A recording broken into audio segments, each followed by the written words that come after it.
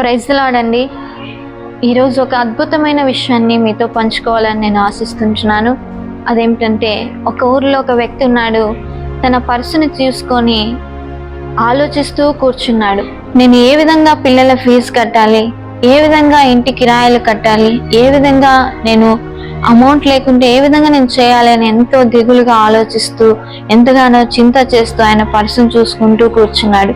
ఆ సమయంలో తన భార్య అతని వద్దకు వచ్చి, ఎందుకు చింతిస్తున్నావు, ఎందుకు భయపడుతున్నావు అంటే, ఈ విధంగా అవన్నీ కట్టాలి, దానికి కావలసిన అమౌంట్ లేదు, ఆర్థిక సమస్యలు, అప్పుల సమస్యలు ఉన్నాయి, ఎందుకు దేవుడు ఈ విధంగా నాకు చేశాడు అని బాధపడుతూ తన భార్యకు చెప్పాడు. తన భార్య బైబిల్ గ్రంథంలో ఒక వాక్యం అతనికి చూపిస్తుంది. అదేంటంటే 23వ కీర్తన 1వ వచనం, యెహోవా నా కాపరి, నాకు లేమి కలగదు అని.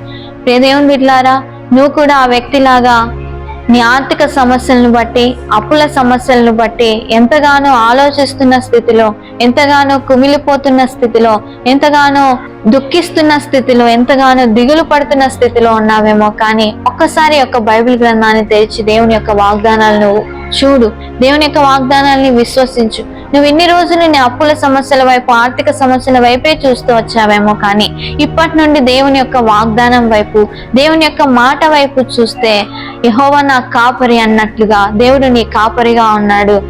నీకు ఏ లేమి కలగకుండా, ఏ కొరత లేకుండా దేవుడు నిన్ను ఆశీర్వదించేవాడుగా ఉంటున్నాడు. దేవుడు నిన్ను దీవించేవాడుగా ఉంటున్నాడు. నువ్వు దేవుని యొక్క మాటల వైపు చూస్తే, నీ పరిస్థితుల వైపు కాకుండా, నీ యొక్క అప్పుల కాడిని దేవుడు విరిచివేసి నీకు సకల సమృద్ధినిచ్చేవాడుగా ఉంటున్నాడు.